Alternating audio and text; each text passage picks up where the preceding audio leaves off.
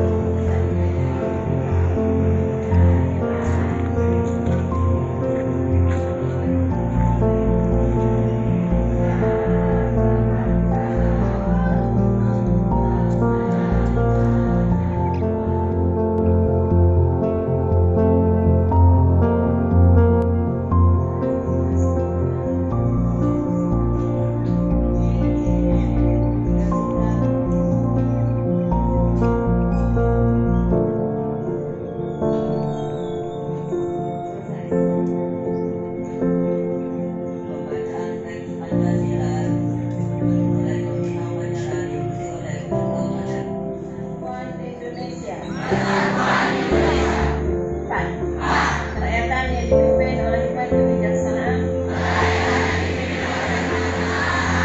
dalam permusyawaratan perwakilan. 5. Keadilan sosial bagi seluruh rakyat Indonesia. Sesungguhnya kemerdekaan itu ialah hak segala bangsa, dan oleh sebab itu maka penjajahan di atas dunia harus dihapuskan karena tidak sesuai dengan peri kemanusiaan dan peri keadilan. Dan perjuangan pergerakan kemerdekaan Indonesia telah sampailah kepada saat yang berbahagia dengan selamat sentosa mengantarkan rakyat Indonesia ke depan pintu gerbang kemerdekaan negara Indonesia yang merdeka, bersatu, berdaulat, adil dan makmur atas berkat rahmat Allah yang Maha Kuasa dan dengan didorongkan oleh keinginan luhur supaya berkehidupan kebangsaan yang bebas. Maka rakyat Indonesia menyatakan dengan ini kemerdekaannya. Kemudian daripada itu, untuk membentuk suatu pemerintah negara Indonesia yang melindungi segenap bangsa Indonesia dan seluruh tumpah darah Indonesia, dan untuk memajukan kesejahteraan umum, mencerdaskan kehidupan bangsa, dan ikut melaksanakan ketertiban dunia yang berdasarkan kemerdekaan, perdamaian abadi, dan keadilan sosial.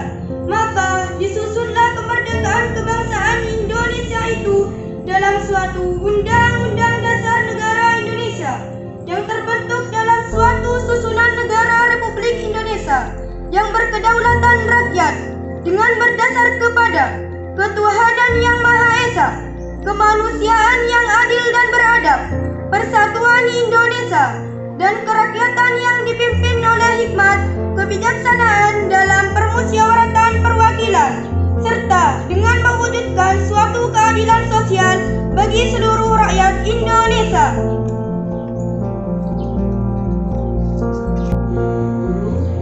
Beserta tenaga kependidikan yang Ibu banggakan dan Ibu sayangi, anak-anakku kelas 7 sampai kelas 9. Alhamdulillah, puji syukur kehadirat Allah Subhanahu wa Ta'ala karena sampai hari ini kita masih diberi nikmat sehat. Mudah-mudahan kita akan selalu dilindungi oleh Allah Subhanahu wa Ta'ala. Anak-anak, yang pertama adalah evaluasi jalannya upacara sudah sangat bagus, meskipun masih ada kekurangan dan harus ditingkatkan ya untuk kelas 8. Inilah yang disebut dengan kolektif kolegial. Jadi suatu pekerjaan yang nilainya adalah keseluruhan, maka jika salah satu kurang akan mempengaruhi ke yang lain ya. Jadi untuk pembaca janji siswa dan semuanya, harap nanti kalau petugas lain lagi dipersiapkan yang benar, yang dipersiapkan yang matang. Memang grogi itu namanya latihan anak-anak ya. Kalian berlatih menjadi pemimpin biasa ya. Jadi tidak ada sesuatu hal yang akan sempurna, tapi harus dilalui dengan latihan. Anak-anakku, ada beberapa hal yang perlu ibu sampaikan. Yang pertama adalah tentu kalian sudah sangat paham ya, karena itu ada di beberapa media yang mainstream yang sudah diinformasikan bahwa negara kita sekarang sedang dalam posisi kena musibah ya, dengan adanya wabah karena virus jadi disebut dengan COVID-19. COVID-19 itu adalah sejenis virus anak-anak, virus yang menyerang pernafasan. Jadi saluran nafas atas dan saluran nafas bawah. Jika SARS ya, kemarin dulu yang flu burung itu masih ingat anak-anak? Nah, itu yang serang adalah saluran nafas atas, sehingga masih ada jeda ketika seseorang terkena atau terinfeksi. Nah, untuk yang COVID-19 itu adalah saluran atas dan bawah. Kemungkinan itu adalah virus yang sudah kebal terhadap obat yang untuk SARS ya, untuk penyakit SARS. Nah, anak-anak, itu ada virus itu penularannya tidak lewat udara, tetapi lewat bersentuhan, jadi menempel. Jadi dia tidak lewat udara, tapi menempel. Ya, dari jabat tangan, dari cipika-cipiki. Nah, dari kalian ketika berinteraksi, maka anak-anak dari itu sebagian besar daerah sudah menginstruksikan, dan yang paling rentan kena itu adalah pada usia-usia seperti kalian.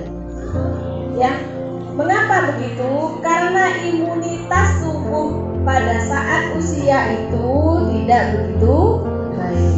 Apalagi ketika masih bayi, bapak ibumu di rumah itu tidak memberikan air susu lengkap sampai 2 tahun. Ya.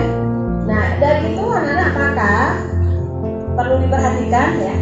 Perlu diperhatikan gejalanya, anak itu yang sangat tinggi disertai batuk itu gejala apa? Dan yang paling parah jika sudah kena sesak nafas. Itu mirip flu anak-anak. Jadi ciri-cirinya mirip kalian kalau sakit flu. Sebetulnya yang harus pakai masker itu bukan yang sehat, tetapi yang sudah terinfeksi. Tetapi karena istilahnya itu adalah pencegahan atau preventif, maka orang ramai-ramai memburu masker.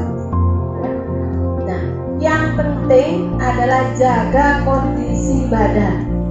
Ya, jaga kondisi badan, kemudian jaga cara hidup sehat, sering bercuci tangan. Ya, biasanya kan kalian kalau cuci tangan kan hanya begini selesai. Tetapi kanan kiri itu harus kalian cuci yang bersih. Jadi ditempel dulu, baru punggung ya. Jadi baru punggung. Setelah punggung apa? Baru sela-sela jari. Begini supaya sela-sela jarinya kita. Ya. Jadi begini, kayak orang apa itu? Nah, baru kemudian apa yang sering dipergunakan kan tangan ini ya. Jari baru ibu jarinya yang kalian harus bersihkan. Ya. Nah, yang terakhir selesainya ini. Nah, saya buat pokoknya jangan jauh. Maka ibu kan sering potong kukunya, potong. Ya, baru yang terakhir. Nah, jadi gini kan, tapi dengan sabun. Yang paling mudah adalah kalian 5 waktu tidak meninggalkan sholat dengan berwudu, maka itu adalah pembersihan. Anak-anak Islam itu sangat bagus. Islam itu adalah agama yang paling baik karena semuanya kata kita dalam hidup itu semuanya diatur supaya kita sehat. kan nggak boleh makan kelelawar, nggak boleh makan barang-barang yang najis. Itu semuanya adalah ada tuntunannya, ya. Jangan sampai dilanggar. Apa yang dilarang, ayo dikerjakan. Contoh, tak boleh minum minuman keras, itu dihindari. Kalau sudah dilarang, dihindari. Jangan kalian lalu mendekat, ya, karena di situ ada mudaratnya yang besar sekali. Nah, anak-anak, karena sudah parah, banyak yang sudah meninggal, ya, banyak yang sudah meninggal, maka ini bukan main-main lagi, anak-anak. Maka tindakan ekstrim dilakukan. Kalian nanti setelah wali kelas masing-masing masuk ke kelas, maka mulai nanti kalian harus belajar di rumah.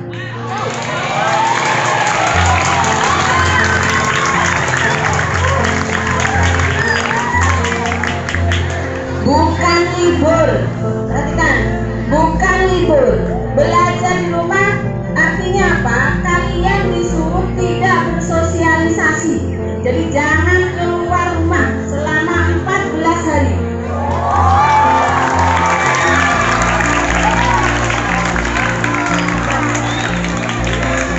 Sudah, coba perhatikan, ya.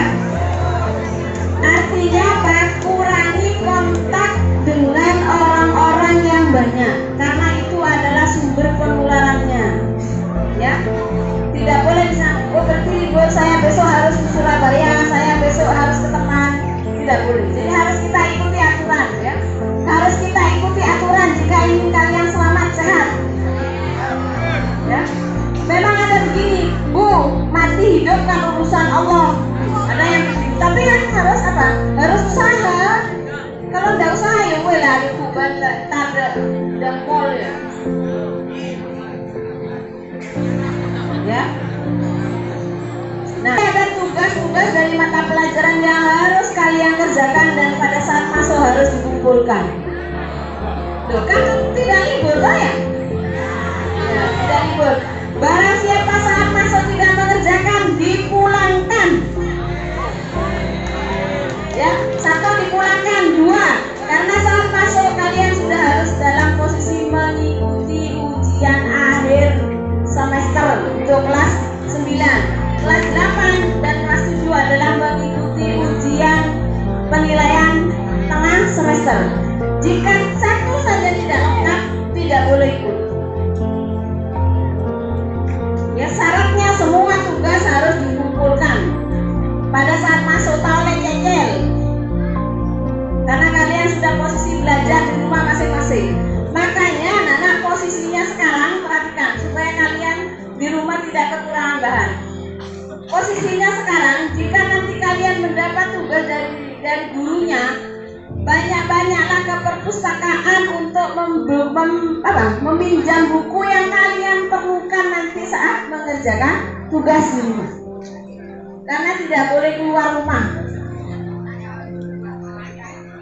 Semua kegiatan dihentikan, termasuk DG-DG oleh kesekolahan. OSIS juga tidak boleh sementara. Ya.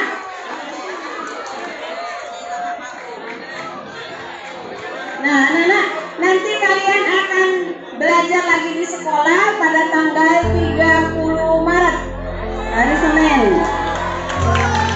Nah, berarti cukup kan, ya? Ya. Halo?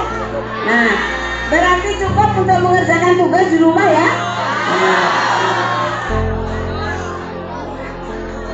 Itu saja pesan ibu, anak-anak. Pergunakan waktunya untuk belajar. Untuk kelas 9 yang mapel